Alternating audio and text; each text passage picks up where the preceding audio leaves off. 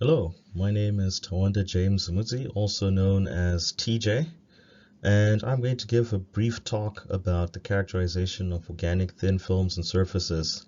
This talk is going to be primarily focused on vibrational spectroscopy methods, but I am going to throw in a little bit of XPS and a little bit of TOF SIMS as well. SIMS. So when looking at characterization methods for thin films, there are a few things that I tend to consider.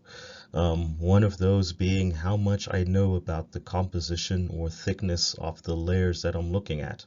What's the substrate? Is it inorganic or organic? So for example, specular reflection would work really well with shiny inorganic substrate like silicon, and something like XPS would probably work better for an organic substrate like PET. Does the method need to be destructive or non-destructive? How surface sensitive does that analysis need to be? And do I need to map whatever that film is on the surface, or can I just look at a bulk estimate? So what you're looking at right now is a table that shows some of the properties and characteristics of some of these characterization techniques that we use to look at thin films. What you'll notice right away is that they've got different information depths. They've also got different abilities when it comes to depth profiling, whether they can do it or not. And there are different levels of difficulty when it comes to interpreting the data that you get from these characterization techniques. So all of these things come into the frame when deciding which characterization technique to use. So start off with FTIR spectroscopy. This is my area of interest, and so I tend to do most of my thin film characterization using FTIR these days. So there are multiple geometries that you can use to look at thin films with FTIR. The most common being specular reflection, where you've got an IR beam that hits your thin film that's sitting on a reflective substrate. You get the reflected beam going back to the detector. And because the IR beam is going through the film on its way to the substrate and then back through the film on its way to the detector, you kind of get a double sampling event, which you tend not to get with transmission geometries. Specular reflection also gives us the ability to put a polarizer, which can give us information about orientation as a function of thickness, which is sometimes very cool to have. Um, and with spectral reflection, you can also do really interesting things if you're looking at reactions on electrode surfaces in situ, where you might have a thin film sitting on top of an electrode, and you want to look at how that changes as a function of potential. Another way that you can look at thin films using FTIR is a geometry known as ATR, or attenuated total reflection. In this geometry, you have the IR light passing through a high refractive index crystal, and an evanescent wave propagates at the interface between that high refractive index crystal and your sample. So with typical ATR spectroscopy, you tend not to get very good thin film sensitivity. But if you add a high refractive index crystal on top of your thin film, or a high refractive index substrate, and have this sandwich geometry that you can see in this middle image there, that tends to enhance the signal that you get with ATR. So some people refer to this as substrate overlayer ATR spectroscopy. This is really good at looking at thin films. An example is looking at Nafion. You can look at Nafion samples as thin as 2 nanometers on gold using this type of geometry and get signal enhancement over things like even specular reflection. Something that most people don't think about when thinking about thin film analysis is something like diffuse reflection. So this is something that I call a non-standard way of looking at thin films. This works under certain conditions. So diffuse reflection is optimized for powders. You typically put your powder in a cup, the incident beam hits that powder, and you get a lot of diffusely reflected IR that you then collect with a dome-shaped mirror, and then it goes to the detector. And because of the high surface area of powders, we tend to get a lot of sensitivity with diffuse reflection. So one approach of looking at thin films, admittedly a very destructive approach, is you can rub potassium bromide powder on the surface of your sample that contains that thin film. If that thin film can transfer to the potassium bromide, we can then run a diffuse reflection experiment and then measure the composition of that thin film.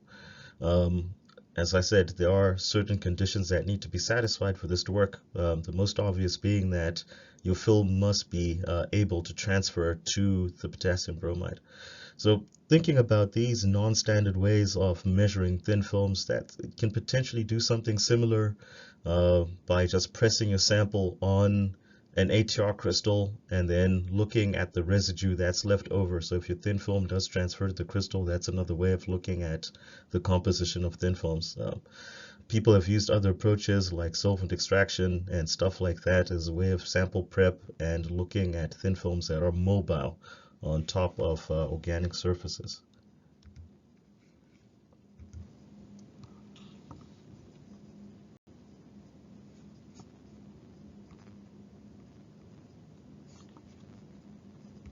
So an example that I mentioned on the previous slide was looking at the orientation of Nafion on a substrate. So this example that you're looking at right now shows Nafion on a gold substrate. And there are two thicknesses of Nafion that you're looking at. One is a 5 nanometer film, the other one is a 50 nanometer film. And this data was collected using attenuated total reflection with a substrate overlayer geometry. And if you add a polarizer, you'll notice that peaks tend to shift or change in ratios. And this is all as a result of orientation of the polymer thin film. So in this case, the blue spectrum is a 50 nanometer film of Nafion on that gold substrate, measured polarized. As the film gets thinner, you'll notice that the peak at around 1260 shifts to a lower frequency. And you'll also notice that the ratio between the peak at around 1200 wave numbers to the one at around 1100 wave numbers starts to change. And this is a result of the film becoming more oriented and having the backbone aligned parallel to the substrate, and seeing some of those pendant chains from those CF3 groups now attaching to the surface of the substrate. So the plot that you're seeing next to the spectrum there just shows how your spectrum changes as a function of polarization as an indication of orientation. So if you were to add a polarizer and p-polarize this sample that we're looking at and see no changes in peak positions or peak ratios, that's a good indication that your system is randomly oriented or isotropic. And when you start seeing changes in peak position as a function of polarization and thickness in this case, that's a good indication that you've got orientation of the sample that you're looking at. So here's an example of that non-standard way of looking at polymer thin films that I mentioned earlier. So in this case here, there were a couple of samples that were provided that had thin film coatings on it, and the assignment was to figure out the composition of these thin film coatings. These samples were on polymer. In this case, it was PET. And we used the destructive approach, which is diffuse reflection, rubbed a little bit of KBR powder on one side of the film, one side of the PET that is, and then KBR powder on the other side of the PET. So the spectrum in blue shows what the KBR spectra looked like for that powder on the side that contained the coating. And the spectrum in red shows what the spectrum of the KBR powder was on the side that did not contain the coating. It's always good to have some sort of a control when doing a measurement like this, because of that sensitivity with KBR. It's very easy to contaminate the KBR and then have some random organic contaminant that you actually mistaken for the film that you're trying to find. So seeing no peaks on the backside is a good indication that we didn't transfer anything to the KBR. The blue spectrum is a very, very characteristic spectrum of siloxane. So we're given 3 coatings, and you can see that coating 1 here is indicative of a siloxane. Coating 2 has got peaks that are in common with the siloxane actually. So we've got that peak at about 800 wave numbers. You've got the doublet centered close to about 1,000 wave numbers, and then you've got a characteristic peak at 1260. But we've also got peaks at slightly lower frequencies with that 1260 peak, which is kind of the region where you tend to see CF groups. However, one of the banes of FTIR spectroscopy is that there's always lots of overlap when you're looking at the fingerprint region. So even though this looks like a place you'd expect to see CF groups, um, um, that does not rule out having other functional groups that might be sitting in that region as well. So this is where a technique like XPS comes in. So XPS is one of my new favorite techniques actually, and part of the reason for that is that XPS is a good place to start when I'm doing infrared spectroscopy of true unknowns. XPS gives you a wealth of information, including um, things that you didn't know that you should be looking for.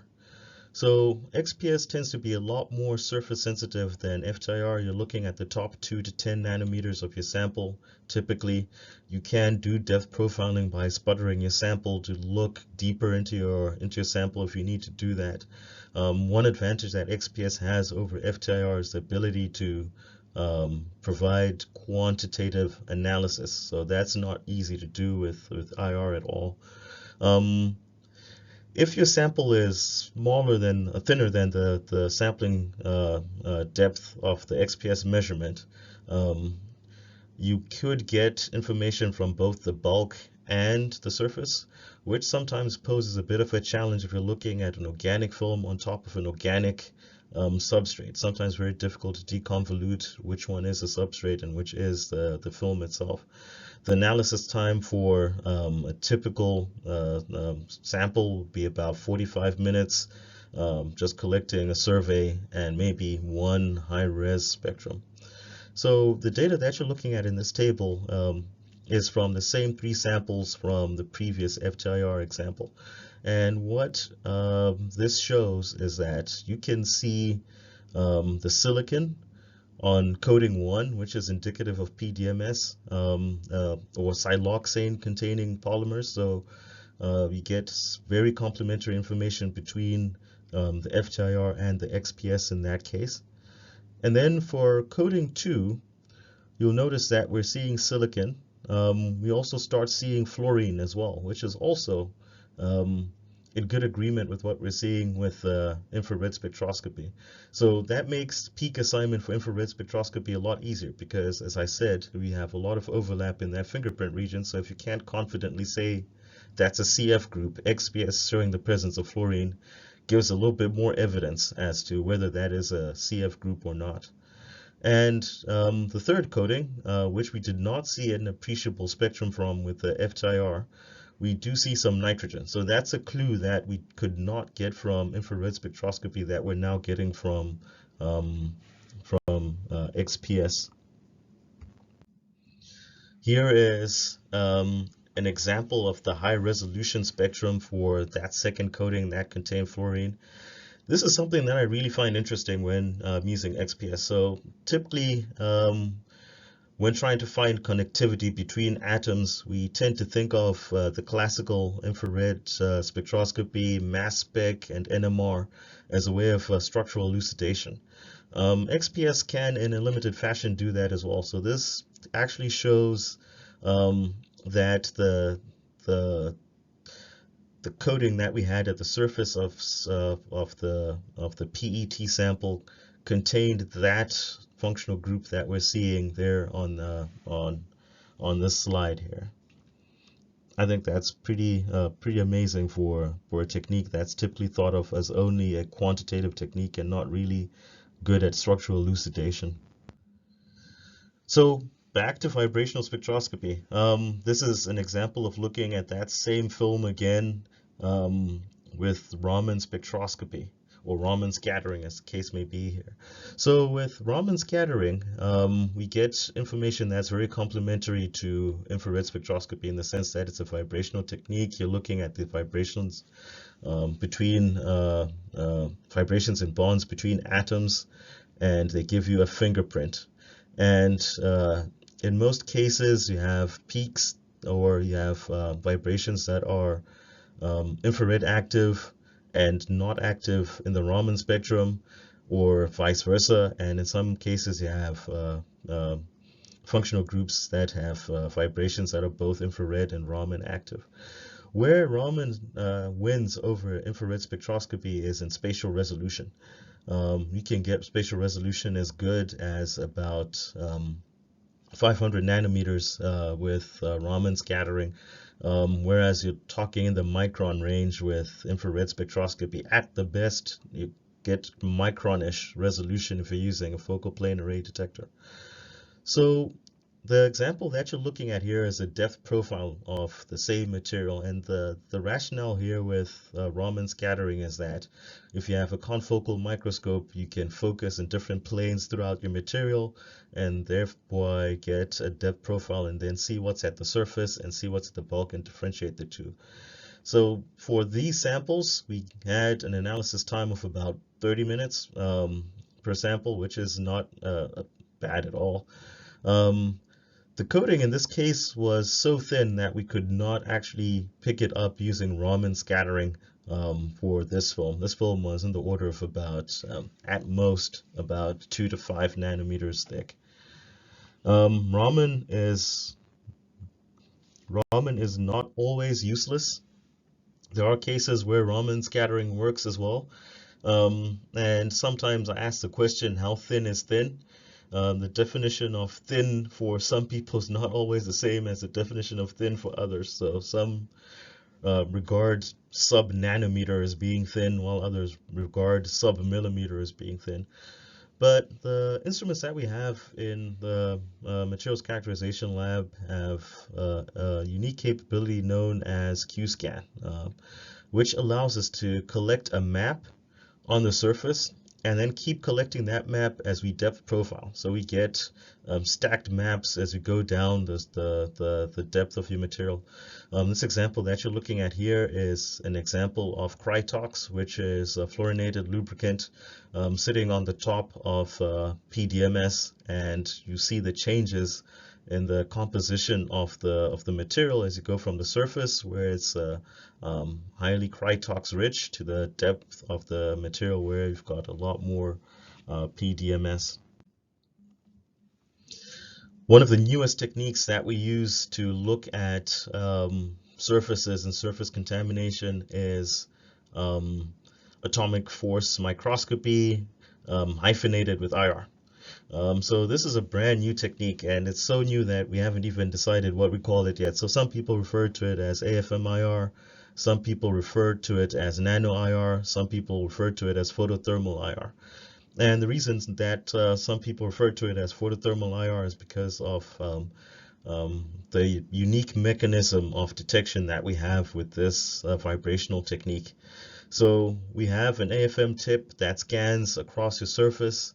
As it's scanning across your surface, you also have an IR laser, in this case a QCL, that hits your sample at the tip, and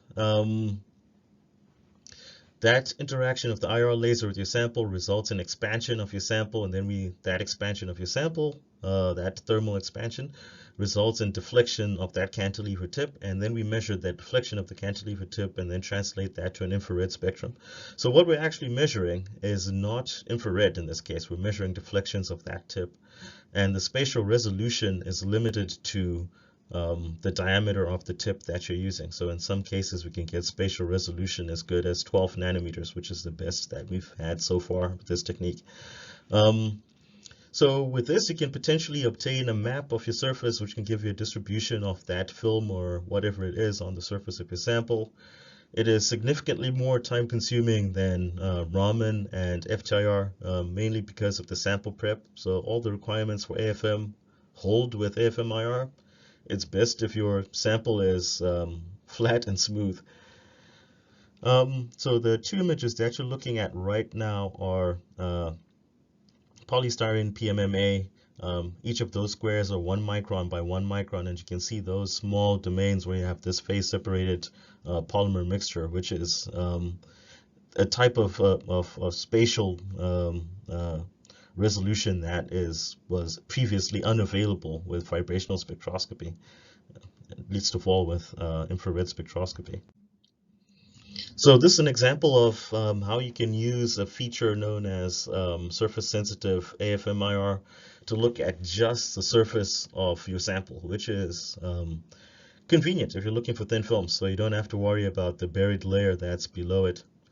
So with a typical AFM scan, the information depth is in the order of hundreds of nanometers.